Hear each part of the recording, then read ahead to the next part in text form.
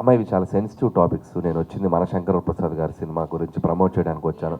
దీని గురించి నేనేం మాట్లాడినా నేను చెప్పాలనుకుంది ఏంటంటే అమ్మ, ఏ టు జెడ్ తీసుకుంటే ఏ మీద నేను మాట్లాడితే బి నుంచి జెడ్ వరకు ప్రాస్పెక్టివ్స్ ఉంటాయి, ఇన్ని ఒపీనియన్స్ ఉంటాయి. సో నేను సినిమా గురించి వచ్చాను, నేను డైరెక్టర్ని, నా సినిమా గురించి ప్రమోట్ చేయాలి. వాళ్ళ మీద 100 ఒపీనియన్స్ ఉంటాయి ఆ కాంటెంట్స్ మీద. సో కొంతమంది ఒకలా అంటారు, కొంతమంది ఒకలా అంటారు, కొంతమంది ఒకలా ఉంటారు. నేను ఒపీనియన్ తీసుకున్నాను. ఇప్పుడు నాకు ఆటోమేటిక్గా బి నుంచి జెడ్ వరకు ఒపీనియన్స్ నా మీద దాడి చేస్తారు. అవసరం నాకు? నేను ప్రశాంతంగా పాజిటివ్గా బతికే మనిషిని. సో అందరూ ఎవరికి నచ్చినట్టు వాళ్ళు బతుకుతారు లైఫ్లో, ఎవరికి నచ్చినట్టు వాళ్ళు ఒపీనియన్స్ చెప్తారు. నాదేంటంటే నా పద్ధతి ఏంటంటే నా పని నేను చేసుకుంటూ పోతా.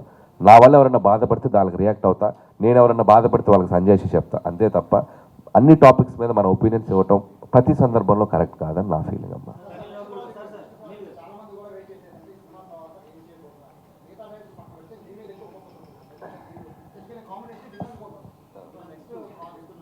సో నెక్స్ట్ అంటే నేను సినిమా అయ్యే టైంకి కానీ నాకు బలు వెలగదు ఏం చేయాలనేది.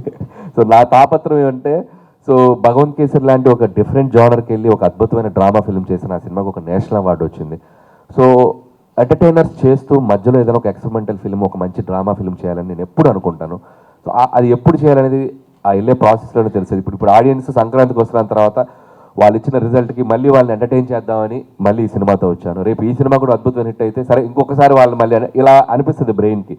సో అది వెళ్ళే ప్రాసెస్లో ఎక్కడ బ్రేక్ ఇవ్వాలి, ఎక్కడ పాజ్ ఇచ్చి ఇంకొక జోనర్ ట్రై చేయాలనేది వెళ్ళే ప్రాసెస్లోగానే అర్థమవుద్ది. సో ఖచ్చితంగా ఈ సినిమా రిలీజ్ అయ్యి మీరు ఇచ్చే వర్డిక్ట్ని బట్టి, మీరు ఇచ్చే రిజల్ట్ని బట్టి మళ్ళీ నా నెక్స్ట్ సినిమా ఏం చేయాలనేది డిసైడ్ అవుతాను.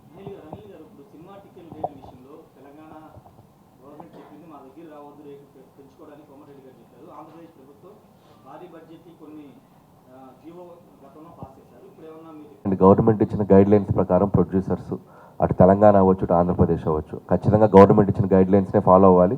వాళ్ళు ఎలాంటి గైడ్లైన్స్ ఇస్తే ఆ గైడ్లైన్స్ పట్టుకొని ముందుకు వెళ్ళిపోవటమేనండి.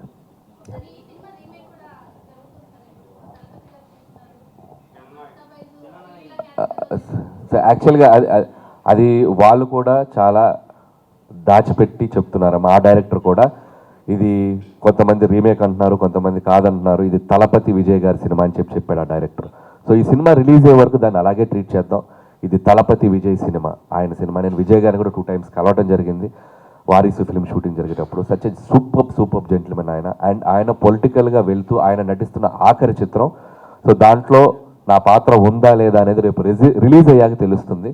రిలీజ్ అయ్యాక డెఫినెట్గా అదేంటో అందరికీ తెలుస్తుంది. వాళ్ళు దాన్ని ఎలా ట్రీట్ చేశారు, ఎలా చేశారు అనేది అప్పుడు మాట్లాడటం కరెక్ట్ అమ్మా.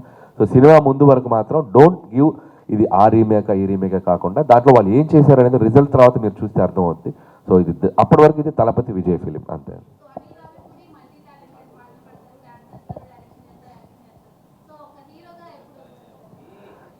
ఇప్పుడు వరకు ఎన్ని వేషాలు వేసినా అది మీకోసమే, ప్రేక్షకుల కోసమే. ఏదో వాళ్ళ అటెన్షను, వాళ్ళు నన్ను అభిమానిస్తే ఏదో నా సినిమాల మీద వాళ్ళ పట్ల ఒక ఇంట్రెస్ట్ పెరుగుతుంది.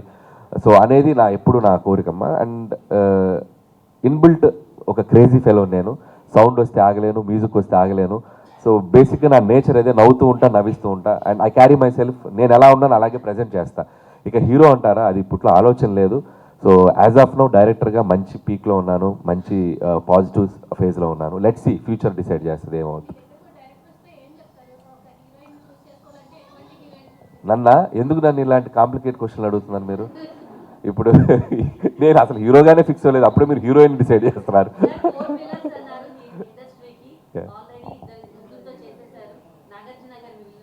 ఖచ్చితంగా అండి, ఖచ్చితంగా. చాలామంది అడుగుతున్న ప్రశ్న ఇది. నిజంగా చేస్తే ఒక సర్కిల్ వేసినట్టు ఉంటుంది. నాకు చాలా ఇంట్రెస్ట్గా ఉంది. చూద్దాం, ఇంకా ఈ 2-3 yearsలో ఎప్పుడైనా అలాంటి కాంబో కుదిరితే ఖచ్చితంగా చేస్తానండి. అదే ఖచ్చితంగా. మీరే మంచి కథ ఉంటే ఇవ్వండి, మంచి ఐడియా.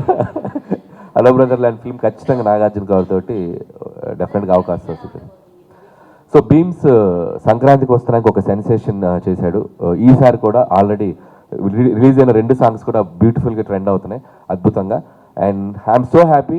అండ్ ఈసారి బ్యాక్గ్రౌండ్ మ్యూజిక్ కూడా భీమ్స్ నుంచి చాలా బాగా రాబోతుంది. అండ్ రికార్డింగ్ కూడా బాగా చేస్తున్నాడు. పాటలు అన్నీ బాగుంటాయి. ఆల్రెడీ ఒక ఇంట్రడక్షన్ సాంగ్, సర్ప్రైజ్ సాంగ్ ఉంది హీరో గారిది, చిరంజీవి గారిది. అది మీరు చూస్తే షాక్ అయిపోతారు, సర్ప్రైజ్ అయిపోతారు. అండ్ ఆల్రెడీ చిరంజీవి గారి గురించి ఏంటి ఇలా ఉన్నారనేది ఒక షాక్ అయితే, ఏంటి ఎంత ఎనర్జీగా ఉన్నారు, ఎంత ఎనర్జీగా డ్యాన్స్ చేశారనేది అది ఇంకో సర్ప్రైజ్ షాక్ అవుద్ది. ఆ ఇంట్రొడక్షన్ సాంగ్ త్వరలో రిలీజ్ చేయబోతున్నాం. సో 4 పాటలు అద్భుతం. అండ్ సినిమా లోపల 2-3 బిట్ సాంగ్స్ కూడా ఉన్నాయి, అవి అద్భుతంగా ఉంటుంది. మ్యూజికల్గా ఉంటుంది. ఈసారి ఎంటర్టైన్మెంట్తో పాటు అద్భుతమైన డ్రామా కూడా ఉండబోతుంది. బ్యూటిఫుల్ క్యారెక్టరైజేషన్స్, ఎమోషనల్ డెప్త్, అన్ని రకాలుగా యాక్షన్, ఫ్యాన్స్కి కావాల్సిన beautiful action and mass elements ఉంటాయి. అండ్ నాకు చిరంజీవి గారిని నేను ఎలా పరిచయం అయ్యారో, నేను చిన్నప్పటి నుంచి చూసిన చిరంజీవి గారు నాకు ఎలా పరిచయం అయ్యారో, ఆయన్ని మళ్ళీ నేను ఒకసారి ఇంకోలా పరిచయం చేద్దామని ఒక అప్డేటెడ్ వెర్షన్లో ట్రై చేశాను. సో డెఫినెట్గా ప్రేక్షకులందరూ దీన్ని ఎంజాయ్ చేస్తారని నమ్ముతున్నాను.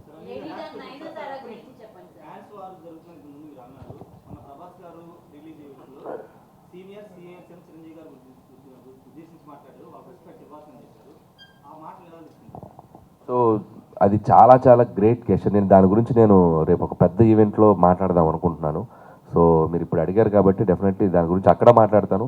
I want to say something. నిజంగా ప్రభాస్ గారి ఒక వ్యక్తిత్వానికి నిదర్శనం ఆ స్టేట్మెంట్ ఇవ్వటం.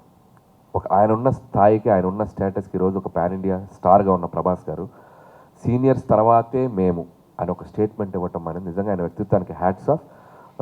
అందుకే ఆయన డార్లింగ్ ప్రభాస్ అంటాం మనం. సో ఆయన నేచర్, ఆయన హ్యుమానిటీ కాబట్టి ఈరోజు ఆయన ఆ స్థాయిలో ఉన్నారు. సో ఆ స్టేట్మెంట్ మాత్రం నిజంగా హ్యాట్స్ ఆఫ్ ప్రభాస్ గారికి. సో ఖచ్చితంగా మా తరపున రాజాసాబ్కి 8th ప్రీమియర్స్కి మేమందరం మా టీంతో వెళ్ళి ఆ సినిమాని మేము సెలబ్రేట్ చేసుకుంటాం. అది త్వరలో చెప్తామండి. అంటే అది ఇంకా ప్లానింగ్ జరుగుతుంది, ఎట్లా రిలీజ్ చేయాలి ఏంటనేది. అండ్ ప్రొడ్యూసర్స్ వాళ్ళు చెప్తారు అది ఎట్లా ఏంటని.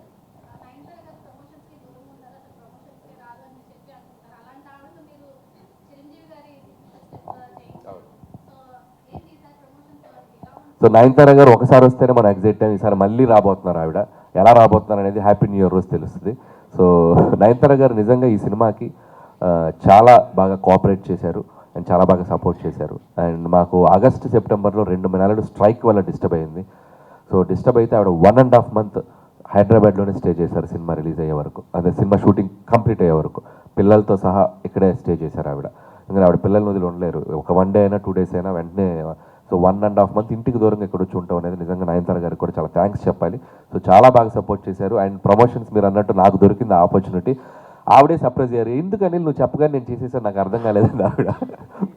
సో నాకు అదొక రకంగా మీ అందరి దగ్గర నుంచి ఆ అప్రిషియేషన్ తీసుకోవడానికి హెల్ప్ అయింది. సో నయనతార గారితో ప్రమోషన్ చేయించారని ఒక అప్రిషియేషన్ రావడానికి హెల్ప్ అయింది. సో మళ్ళీ నయనతార గారితో హ్యాపీ న్యూ ఇయర్ ప్రమోషన్ రాబోతుంది.